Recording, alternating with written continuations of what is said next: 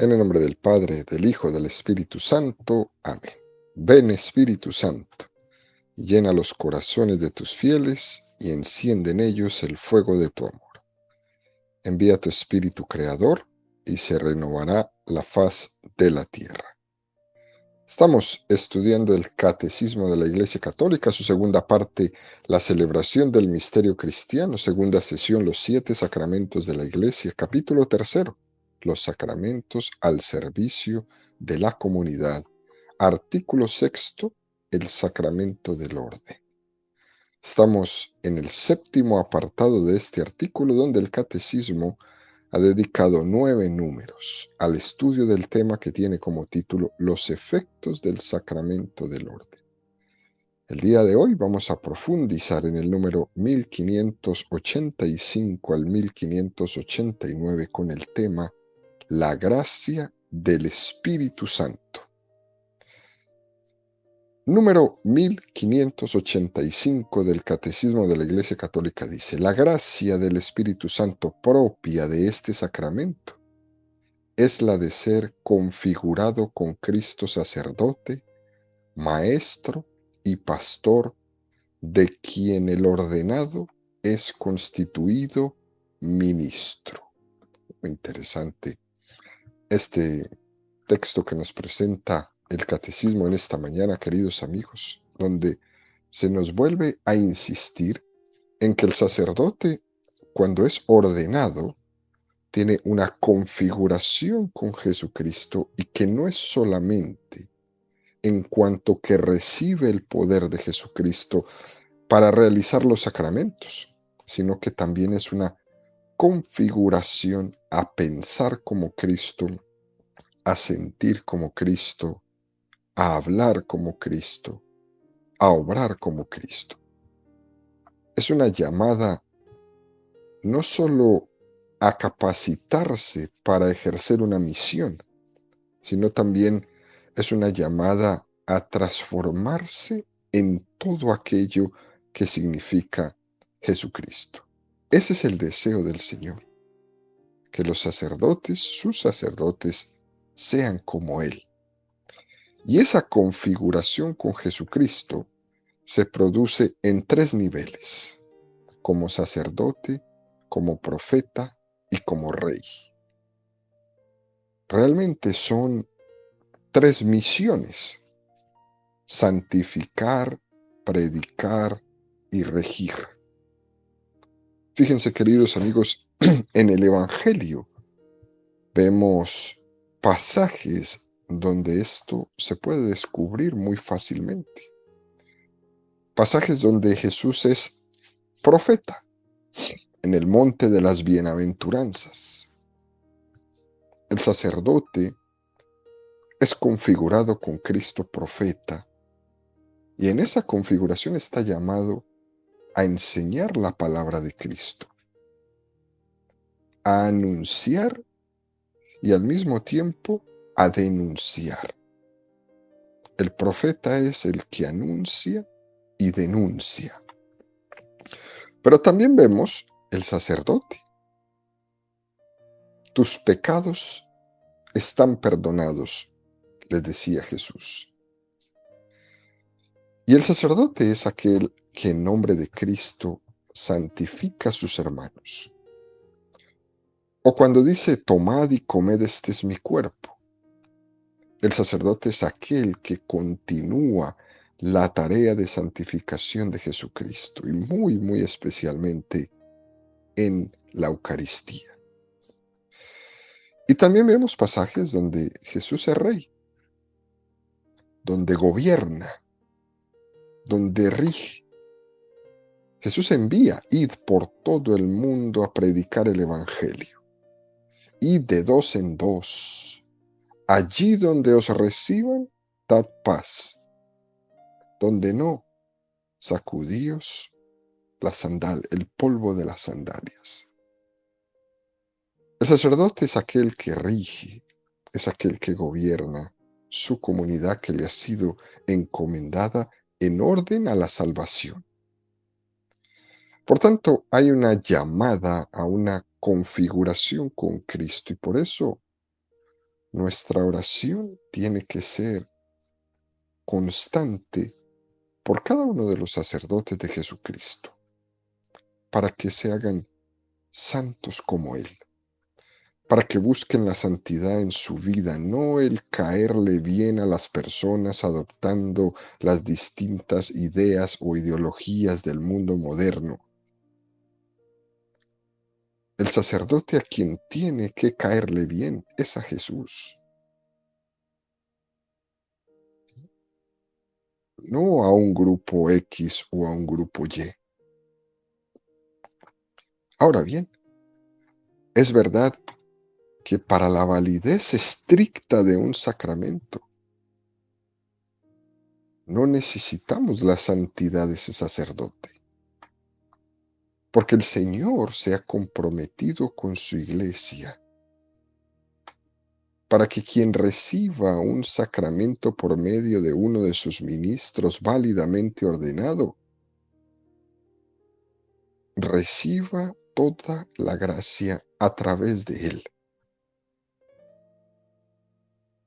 Esa es la potestad, la autoridad que Jesucristo les ha dado en el sacramento del orden, hacerlo presente entre nosotros, independientemente de la situación personal del ministro en la que se encuentre en esos momentos. El Señor se compromete a estar presente. Es algo muy grande, queridos amigos. Es algo por lo que hay que orar, para que ese sacerdote esté cada vez más compaginado con Jesús, para que cuando le haga presente de una manera mucho más extraordinaria enfrente de su pueblo, porque eso es lo que el Señor quiere, y esa es la potestad que le ha dado. Yo te doy el poder para que me hagas presente entre los míos, pero tú ayúdame también.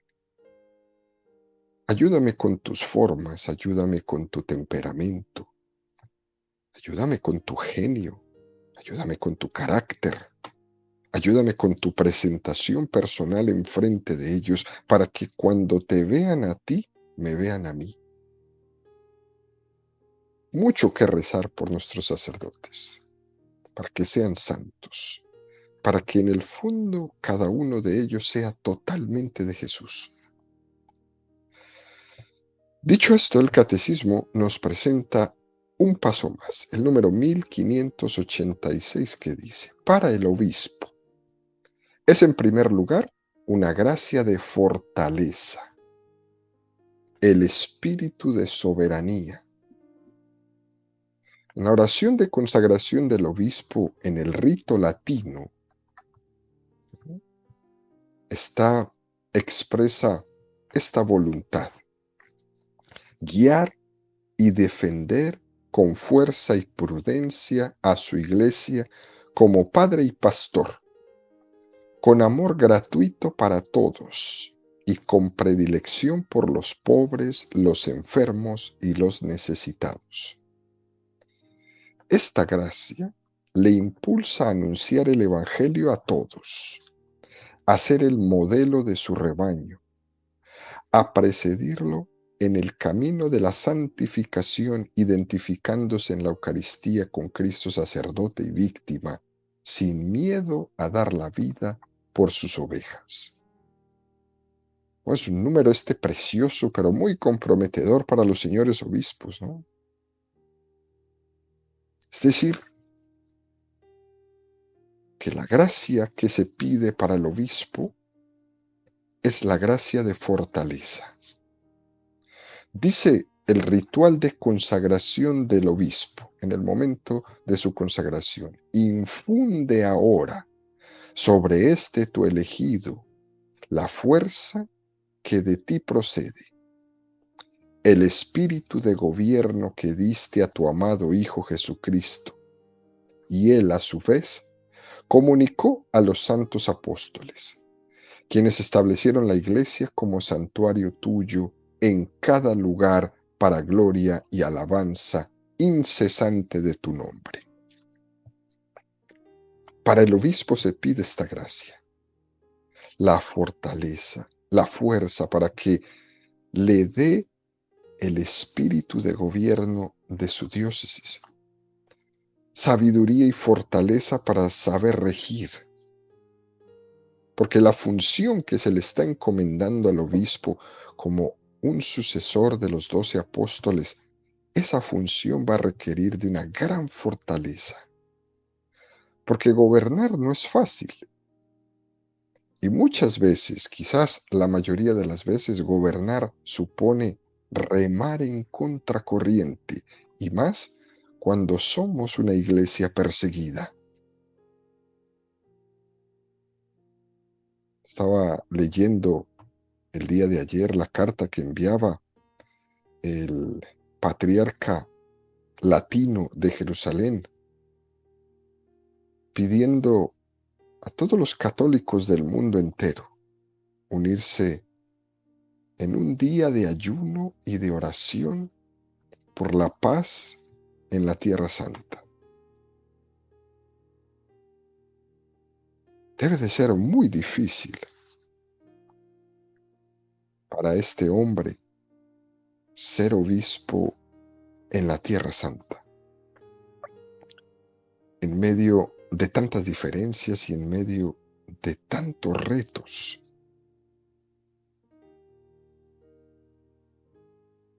Remar en contracorriente, en medio de la persecución. Para cada uno de nosotros también, aquellos que viven en familias donde la mayoría de su familia se fue al mundo protestante y te persiguen y te molestan y te critican y te insultan y te humillan y se burlan de ti, remar en contracorriente. Quizás no somos obispos, pero igual somos perseguidos. Y también necesitamos de este don, de esta gracia, de la fortaleza, de la fuerza que nos dé el Espíritu para remar en contracorriente. Continúa el catecismo en este número y dice, la ordenación del obispo, en esa oración de consagración, guiar y defender con fuerza y prudencia a su iglesia como padre y pastor, con amor gratuito para todos y con predilección por los pobres, los enfermos y los necesitados. Clarísimo lo que tiene que hacer el obispo. Es decir, se está pidiendo fortaleza para no dejarse arrastrar, gratuidad para ser capaz de amar sin esperar nada a cambio, y predilección por los pobres, los enfermos y los necesitados. 3 palabras extraordinarias. Fortaleza, gratuidad y predilección. La Iglesia ha hecho una reflexión muy fuerte sobre lo que significa esta consagración del obispo, muy especialmente después del Concilio Vaticano II, 1962 a 1965. Y a esto, en el concilio, la Iglesia le ha llamado la opción preferencial por los pobres, predilección por los pobres, los enfermos y los necesitados, con la capacidad de amar sin esperar nada a cambio y con la fortaleza para no dejarse arrastrar por ninguna ideología contraria a Jesucristo. Porque a veces se ha percibido de una manera errónea la lectura de la Sagrada Escritura. Y hemos hecho en algunos lugares del mundo una lectura de la Sagrada Escritura, del Evangelio, de tipo marxista, como si el Evangelio nos invitara a una lucha de clases, y eso no es así. Por eso hemos caído en tantos errores y en tantas guerras y en tantos conflictos y en tantos movimientos armados y revolucionarios por una lectura marxista del Evangelio. Lo que entiende la Iglesia por esta opción preferencial por los pobres es que ellos son los más especiales y que ellos necesitan de el amor gratuito de Dios, que tiene que ser dado por nosotros. Si amas solo a los que te pueden devolver algo a cambio, ¿qué mérito tienes? Eso también lo hacen los paganos, sino que ama a aquellos que por su pobreza y debilidad están siendo especialmente queridos por el Señor. Y también estamos siendo llamados a expresar ese amor gratuito, que a veces podemos pensar que solo queremos, tratamos y nos juntamos con aquellos que están en nuestro mismo nivel. Y fíjense, queridos amigos, hay todo tipo de niveles. Hay gente que solo se junta con los que están en su mismo nivel económico. Hay otros que se juntan solo con quienes están en su mismo nivel intelectual. Hay otros que se juntan solo con personas que están en su mismo nivel laboral. Y así cada uno, ¿no? Deportivo, todo lo que usted quiera, cultural, incluso lingüístico. Hay que hacerlo con aquellos que por su pobreza y debilidad están siendo especialmente queridos por el Señor. Esa es la opción preferencial por los pobres, aprender a romper nuestros esquemas, nuestro mundo cuadriculado, donde de ahí no me salgo, porque me da miedo o porque soy un egoísta terrible, o porque soy un clasista y yo solo me junto con los de mi categoría. Pues no, eso es lo más anticristiano que existe. Después continúa el catecismo y dice, esta gracia, la de la fortaleza, le impulsa a anunciar el Evangelio a todos, a ser el modelo de su rebaño, a presidirlo en el camino de la santificación, identificándose en la Eucaristía con Cristo sacerdote y víctima, sin miedo a dar la vida por sus ovejas. Qué gran responsabilidad tienen los señores obispos, no para estar quizás refugiados dentro de un escritorio o en una oficina, ¿no? Sin miedo a dar la vida por sus ovejas. Y se me viene en este momento a la mente el gran santo de América, Monseñor Óscar Romero. Y cuando un obispo lee este número del catecismo, lo debe de hacer con mucho temor y temblor, porque esa es su responsabilidad, dar la vida por sus ovejas, nunca salir corriendo, huyendo como un cobarde, porque su confianza y su fortaleza está puesta en el Señor, para que Él sea el modelo del rebaño. Así como en el mar, el último que sale del barco que se está hundiendo es el capitán. Así, en la iglesia, el que está dispuesto a dar la vida por delante será el obispo. Y para eso le pedimos este don, el don de la fortaleza. Esto le llevó a San Pablo a decir, sed imitadores míos como yo soy de Cristo. Y decir esto requiere una gran humildad de parte de Pablo, pero al mismo tiempo es una gran verdad.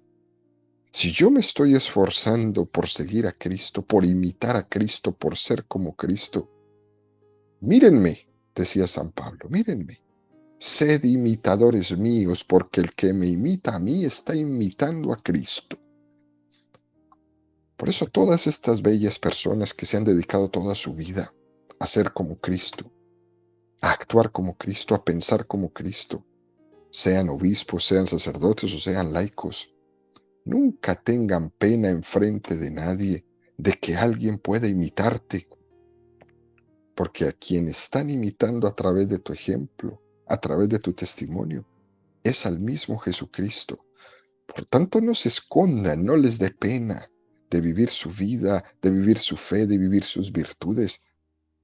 No les dé pena, no les dé temor de mirarse al espejo y con mucha humildad decir, en todos estos años que llevo trabajando para conquistarme, me parezco cada vez más a Jesucristo. Eso es muy hermoso. Y es muy hermoso cuando esto inicia desde la cabeza de nuestra fe, que es el obispo.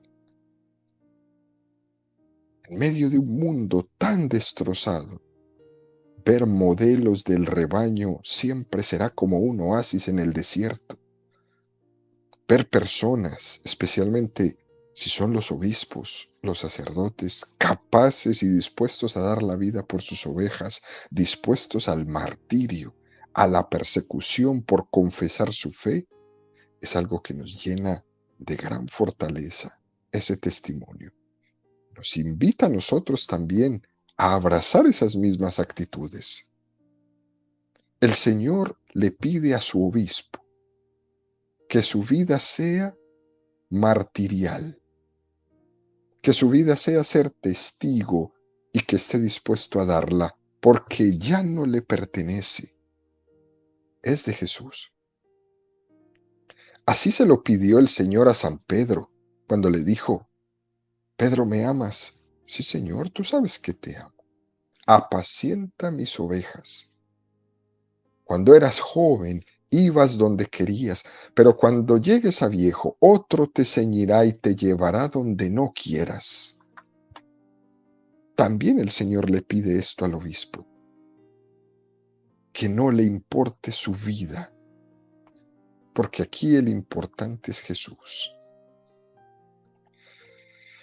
Al final de este número del Catecismo, nos presenta un precioso texto de San Hipólito Romano que dice, concede, Padre, que conoces los corazones, a tu siervo que has elegido para el episcopado, que apaciente tu santo rebaño y que ejerza ante ti el supremo sacerdocio sin reproche, sirviéndote noche y día, que haga sin cesar propicio tu rostro y que ofrezca los dones de tu santa iglesia, que en virtud del espíritu del supremo sacerdocio tenga poder de perdonar los pecados según tu mandamiento, que distribuya las tareas siguiendo tu orden y que desate de toda atadura en virtud del poder que tú diste a los apóstoles, que te agrade por su dulzura y su corazón puro, ofreciéndote un perfume agradable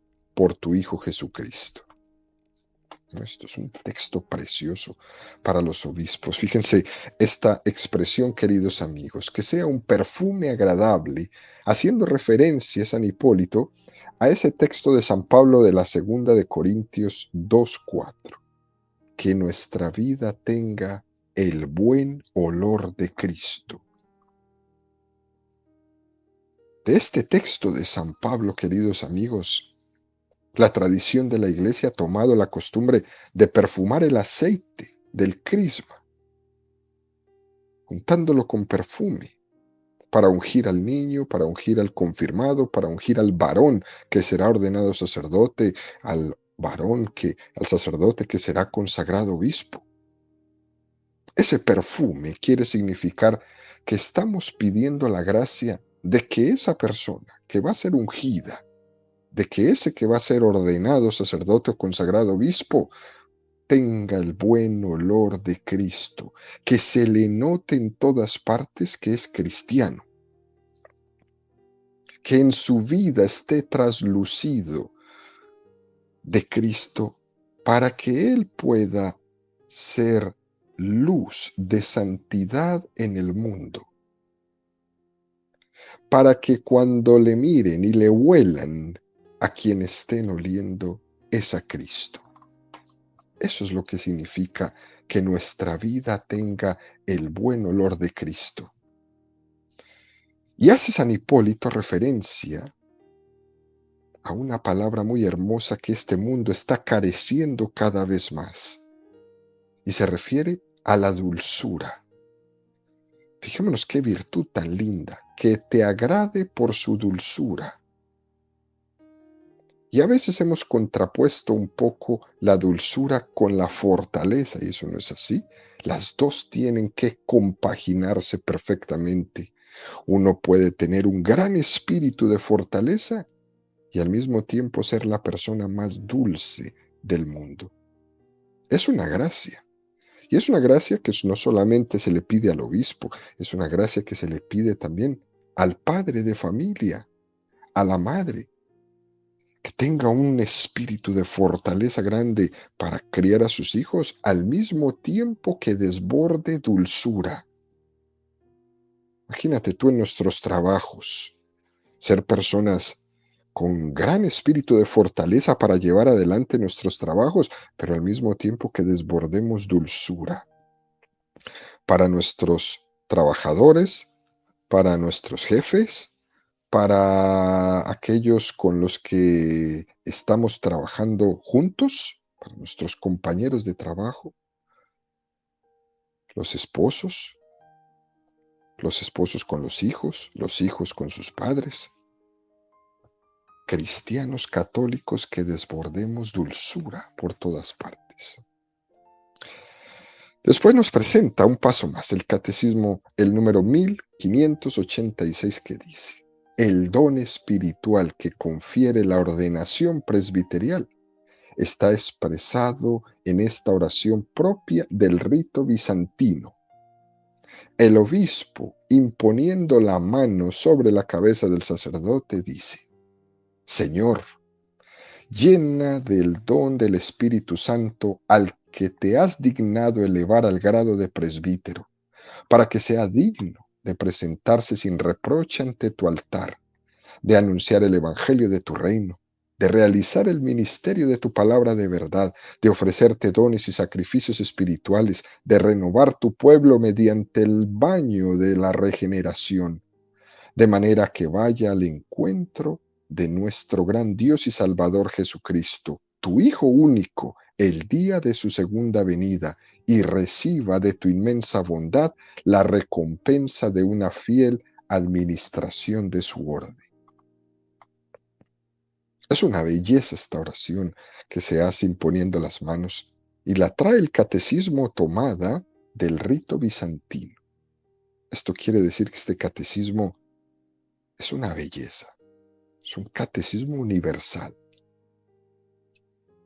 Por eso trae esta liturgia preciosa de los cristianos de Oriente y nos la presenta en esta mañana. Y fijémonos, esto que dice: que sea digno de presentarse sin reproche ante tu altar.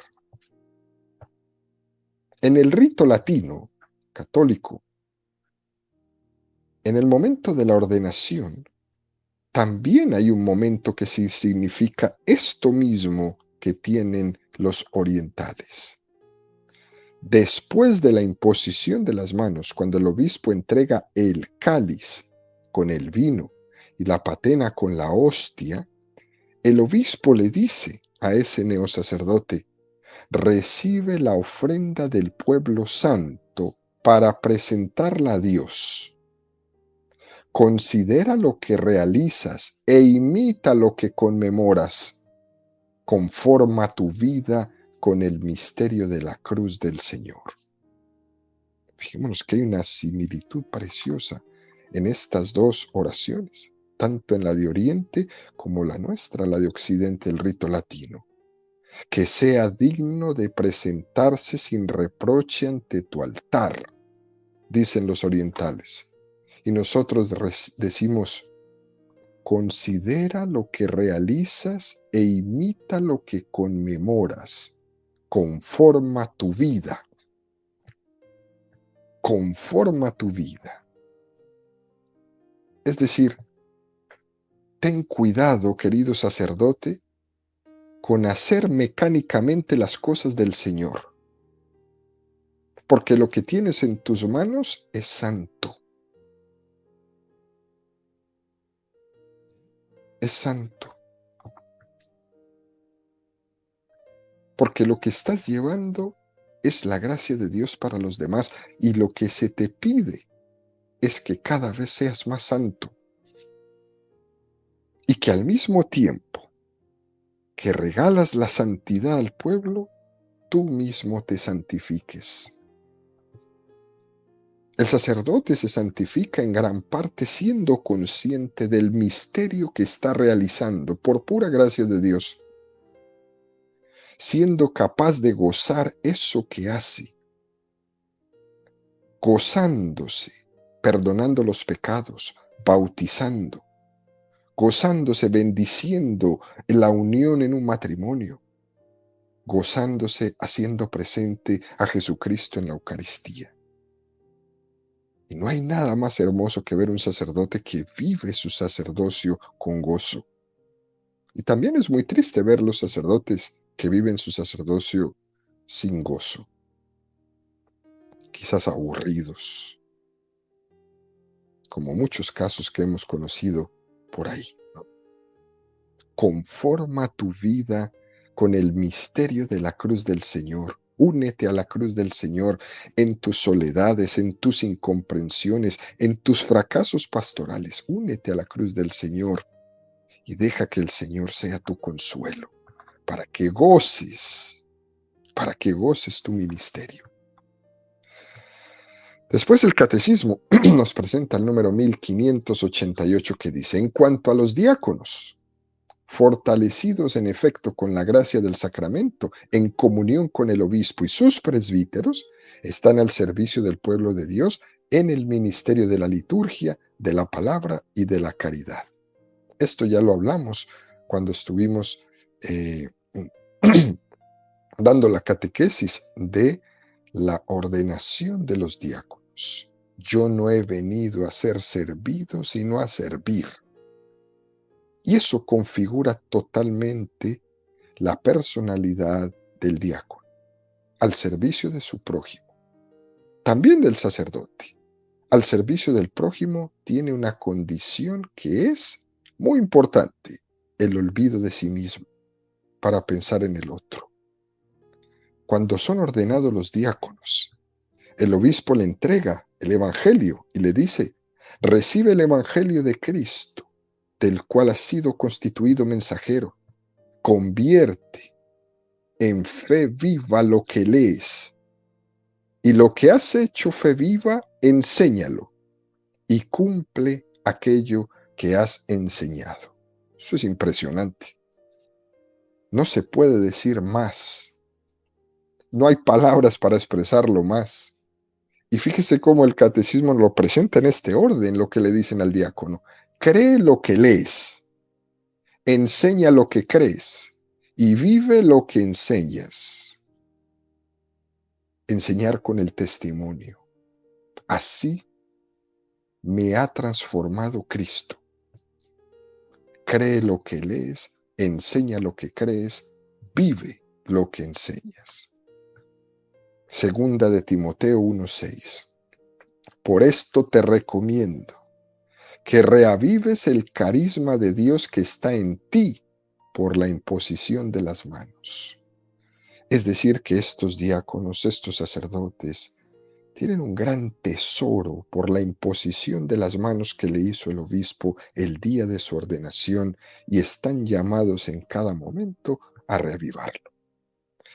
Por último, el catecismo nos presenta el número 1589 con el que concluimos toda esta explicación del sacramento del orden sacerdotal. Ante la grandeza de la gracia y del oficio sacerdotal, los santos doctores sintieron la urgente llamada a la conversión con el fin de corresponder mediante toda su vida a aquel de quien el sacramento los constituye ministros. Es decir, ser sacerdote es estar siempre urgido de conversión. Estar urgido a la conversión en todas las cosas que hace, en la predicación, en el confesionario, en el servicio. El sacerdote tiene una constante llamada a la conversión. Y se puede plantear esta pregunta: pero Señor, ¿cómo voy a predicar esto a los demás sin predicarlo yo a mí mismo, sin sentir una llamada urgente a la conversión? Eso se lo puede preguntar un sacerdote. Y es muy hermoso que esto sea así, de que en algún momento incluso él se pueda sentir mal, de no tener esta llamada urgente, de no sentir esta llamada urgente a la conversión, para que pueda esto llamarle la atención a ver si su vida está siendo correcta, a ver si su vida está siendo una perfecta respuesta al llamado del Señor. Una llamada urgente deben de tener los sacerdotes siempre a la conversión para ejercer mejor su ministerio sacerdotal. Y termina en este número ofreciéndonos el catecismo, un texto muy hermoso de San Gregorio Nacianceno. Siendo joven sacerdote, él decía esto: es preciso comenzar por purificarse antes de purificar a los otros. Antes del ofrecimiento del pan y del vino, el sacerdote se lava la mano en el lavatorio. Y en ese momento pide al Señor que le purifique para poder ser digno de ofrecer ese santo sacrificio. Es un signo de que el sacerdote tiene conciencia de que tiene que ser purificado para poder ser instrumento de purificación para los otros. Y es preciso ser instruido para poder instruir. Es preciso ser luz para iluminar, acercarse a Dios para acercarles a los demás, ser santificado para santificar, conducir de la mano y aconsejar con inteligencia. Por esto mismo, un sacerdote nunca puede sentirse por encima de los demás. Un sacerdote, por el hecho de ser ordenado, no puede dejar de tener un confesor o un padre espiritual con el que se deje dirigir. Los sacerdotes deben tener mucho cuidado de llegar solo a ser un profesional de los misterios sagrados. Un sacerdote tiene que estar siempre en una continua llamada a la conversión y confesarse a menudo, porque sabe de quién es ministro, dónde se encuentra y dónde se dirige. Conoce la altura de Dios y también conoce la flaqueza del hombre, pero también conoce su fuerza. Por tanto, ¿quién es el sacerdote? El sacerdote es el defensor de la verdad. Se sitúa junto a los ángeles. Glorifica a Dios con los arcángeles.